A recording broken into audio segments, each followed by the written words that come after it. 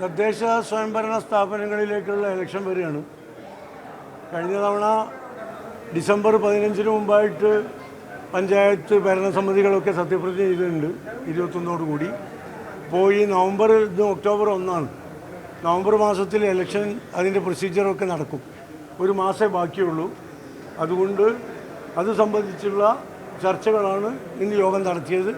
ആ അജണ്ട മാത്രം വെച്ചുകൊണ്ടാണ് ഇന്ന് യോഗം ചേർന്നത്. തദ്ദേശ സ്വയംഭരണ തെരഞ്ഞെടുപ്പുകളിൽ ഇതുവരെ ജില്ലകളിൽ നടത്തിയ പ്രവർത്തനങ്ങൾ വിശകലനം ചെയ്യുകയും കൂടുതൽ പ്രവർത്തനങ്ങൾ നടത്താൻ ആവശ്യമായ തീരുമാനങ്ങൾ എടുക്കുകയും ചെയ്തു.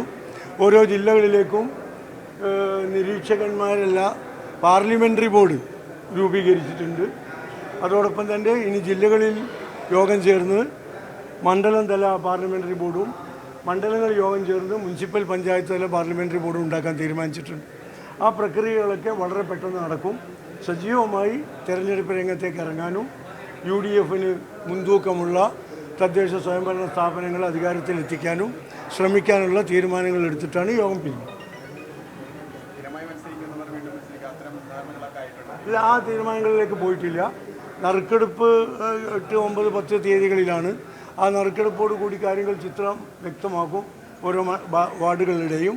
അതോടനുബന്ധിച്ച് പാർട്ടിയുടെ ഇത്തരം തീരുമാനങ്ങളും പുറത്തുവരും. ഈ പ്രതികൂലമായ പല സാഹചര്യങ്ങളും UDF നേരിടുന്നുണ്ട്. അതിനിടയിൽ എങ്ങനെയായിരിക്കും UDFിൻ്റെ സ്ട്രാറ്റജി? എന്തായിരിക്കും ഈ തെരഞ്ഞെടുപ്പ് ജയിക്കാനുള്ള സാധ്യത കാണുന്നത്? അല്ല, UDFന് പ്രതികൂലമായ സാഹചര്യം എന്ന് പറയുന്നത് ശരിയല്ല. UDFന് ഇത്രയും അനുകൂലമായൊരു സാഹചര്യം എവിടെ ഉണ്ടായിട്ടുള്ളത്? കേരളത്തിൽ നടന്ന എല്ലാ ഉപതെരഞ്ഞെടുപ്പുകളും നിങ്ങൾ കണ്ടില്ലേ? തദ്ദേശ സ്ഥാപനങ്ങളിലേക്ക് നടന്ന ഉപതെരഞ്ഞെടുപ്പുകൾ നിങ്ങൾ കണ്ടില്ലേ? LDFൻ്റെ പല സീറ്റുകളും ഞങ്ങൾ പിടിച്ചെടുക്കുക ചെയ്തത്. നിയമസഭാ തെരഞ്ഞെടുപ്പുകളും അങ്ങനെ തന്നെയാണ്. വലിയ ഭൂരിപക്ഷത്തിനാണ് നിയമസഭാ ഉപതെരഞ്ഞെടുപ്പിൽ UDF ജയിച്ചത്. ആ സാഹചര്യം ഇപ്പോഴും നിലനിൽക്കുന്നു. കൂടുതൽ LDFനെതിരായ ജനവികാരം വളർന്നുകൊണ്ടിരിക്കുകയാണ്. അത് ഞങ്ങളെക്കാൾ കൂടുതൽ മനസ്സിലാക്കിയിട്ടുള്ളത് LDF തന്നെയാണ്. അതുകൊണ്ടാണ് അവർ രാഷ്ട്രീയ കാര്യങ്ങളും വികസന കാര്യങ്ങളൊക്കെ മാറ്റിവെച്ച് ജാതീയതയും വർഗീയതയും പ്രചരിപ്പിക്കാനുള്ള ശ്രമങ്ങൾ നടത്തുന്നത്. അപ്പോൾ UDFന് ഏറ്റവും അനുകൂലമായ രാഷ്ട്രീയ സാഹചര്യമാണ് കേരളത്തിലുള്ളത്. ഈ LDFൻ്റെ കൂടത്തെ ഈ കാര്യങ്ങളിൽ പല സംഘടനകളും വീണ് പോകുന്നൊരു സാഹചര്യം NSS ഒക്കെ LDF അനുകൂലമായ നിലപാടാണോ സ്വീകരിക്കുന്നത്? അപ്പോൾ അത്തരം കാര്യങ്ങളൊക്കെ ചർച്ചയായോ? അല്ല, NSS ഒന്നും LDF അനുകൂലമായ നിലപാട് സ്വീകരിച്ചു എന്ന് പറഞ്ഞിട്ടില്ല. അവർ ആഗോള അയ്യപ്പ സംഗമത്തിൽ പങ്കെടുത്തു എന്നത് ശരിയാണ്. അതിനുശേഷം ബഹുമാനപ്പെട്ട NSS ജനറൽ സെക്രട്ടറിയുടെ പ്രസ്താവന വന്നു. ഞങ്ങളിപ്പോഴും സമദൂര സിദ്ധാന്തത്തിൽ തന്നെയാണ് എന്ന് അദ്ദേഹം വ്യക്തമാക്കിയിട്ടുണ്ട്. അല്ല, ഞങ്ങളെ സംബന്ധിച്ചിടത്തോളം രാഷ്ട്രീയമല്ല. ആ രാഷ്ട്രീയ അടിസ്ഥാനത്തിൽ UDF മുന്നോട്ട് പോകും. ഞങ്ങൾക്ക് യാതൊരു ആശങ്കയില്ല. കേരളത്തിലെ ജനങ്ങളെ ഞങ്ങൾക്ക് വിശ്വാസമുണ്ട്. പ്രശ്നം തീർക്കാൻ കോൺഗ്രസ് മുൻകൈ എടുക്കേണ്ടതല്ലേ? അതിന് ലീഗ് കോൺഗ്രസ് സമ്മർദ്ദപ്പെടുത്തും. അല്ല, NSSുമായി UDFന് ഒരു പ്രശ്നമില്ലല്ലോ. ആരാ പ്രശ്നമുണ്ടെന്ന് പറഞ്ഞത്? കാലാകാലങ്ങളിൽ ഇത്തരം സംഘടനകളെ അവർ വിദ്യാഭ്യാസ രംഗത്തും സാമൂഹ്യ സേവന രംഗത്തുമൊക്കെ നടത്തുന്ന പ്രവർത്തനങ്ങൾ കേന്ദ്രീകരിച്ചുകൊണ്ട് അവരുമായി UDF അതിൻ്റെ നേതാക്കന്മാരും സഹകരിക്കാറുണ്ട്. ആ സഹകരണം തുടരുക തന്നെ ചെയ്യും. അതെ, UDF ഒരുമിച്ചാണല്ലോ പ്രവർത്തിക്കുന്നത്. കോൺഗ്രസ് വേറെ, ലീഗ് വേറെ, മറ്റ് ഘടകകക്ഷികൾ വേറെ എന്ന ചിന്തയില്ല. ഞങ്ങളെല്ലാവരും ഒറ്റക്കെട്ടായി ഒരുമിച്ച് പ്രവർത്തിക്കും.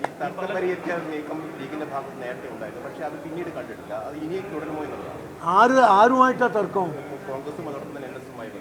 ആരാ പറഞ്ഞു അങ്ങനെ തർക്കമുണ്ടെന്ന്? ഇല്ലല്ലോ, അങ്ങനെ തർക്കമില്ല.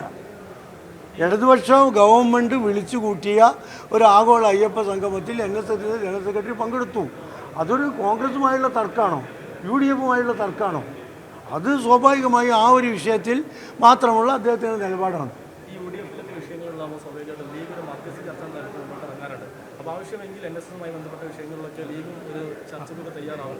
അല്ല, നിങ്ങൾ തന്നെ പറഞ്ഞു UDFിൽ പ്രശ്നമുണ്ടാകുമ്പോൾ മധ്യസ്ഥനായിട്ട് മുസ്ലിം ലീഗ് ഇറങ്ങാറുണ്ട്.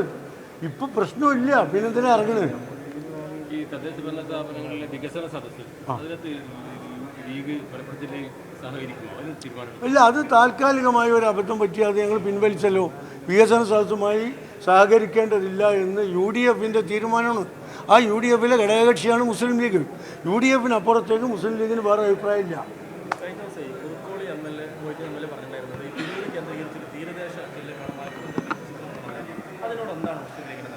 അല്ല, മുസ്ലിം ലീഗ് അതിനെക്കുറിച്ച് ചർച്ച ചെയ്തിട്ടില്ല. മുസ്ലിം ലീഗ് അത് സമയത്ത് തീരുമാനം എടുത്തിട്ടില്ല.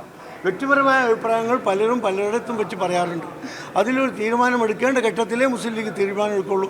ഇപ്പോൾ മുസ്ലിം ലീഗ് അതിനെക്കുറിച്ച് ആലോചിച്ചിട്ടില്ല, ചർച്ച ചെയ്തിട്ടുമില്ല. ഈ SIR കേരളത്തിൽ നടപ്പാക്കാൻ അനുവദിക്കില്ല എന്ന് നേരത്തെ പറഞ്ഞു റിയാസ് തന്നെ വ്യക്തമാക്കി. ലീഗ് ഈ കാര്യത്തിൽ എന്താണ് നടപടി? എല്ലാ കേരളത്തിലെ BJP അല്ലാത്ത എല്ലാ ഘടകകക്ഷികളും അഭിപ്രായത്തിൽ ഒറ്റക്കെട്ടാണല്ലോ. കേരള നിയമസഭ ഏകകണ്ഠമായല്ലേ അത് സംബന്ധിച്ച് പ്രമേയം പാസ്സാക്കിയത്. പിന്നെ അതിലെന്താ സംശയം? ഈ ലീഗ് നേതാക്കൾ ആരെങ്കിലും സുമാരനാരൊക്കെയാണ് സൗഹൃദ സന്ദർശനം പഠിത്തങ്ങാനും അല്ല, അതിൻ്റെ ആവശ്യമില്ലല്ലോ. ഞങ്ങൾ സൗഹൃദം നിലനിൽക്കുന്നുണ്ട്. പിന്നെ അത് പുതുക്കേണ്ട ഒരു യാതൊരു ആവശ്യമില്ല. അതായത് NSSമായി യാതൊരു ചർച്ചയില്ല. ഞങ്ങൾ UDF തലത്തിൽ രാഷ്ട്രീയ ചർച്ചകൾ നടത്തിക്കൊണ്ടേയിരിക്കുകയാണ്. UDFൻ്റെ യോഗങ്ങൾ ജില്ലകളിലൊക്കെ നടന്നുകൊണ്ടിരിക്കുന്നു. UDFൻ്റെ യോഗം ചേരും ഒക്കെ ചെയ്യും. അത്തരം തിരഞ്ഞെടുപ്പ് ഞാൻ പറഞ്ഞല്ലോ, അതിനു വേണ്ടിയാണ് തിരഞ്ഞെടുപ്പ് മാനദണ്ഡങ്ങളും അതിൻ്റെ കാര്യങ്ങളും അത് സജീവമാക്കുന്നതിനുള്ള കാര്യങ്ങളും ചർച്ച ചെയ്യാനാണ് യോഗം ചേർന്നത്. അത് സംബന്ധിച്ച തീരുമാനങ്ങൾ എടുത്തിട്ടുണ്ട്. അതുമായി മുന്നോട്ട് പോകും.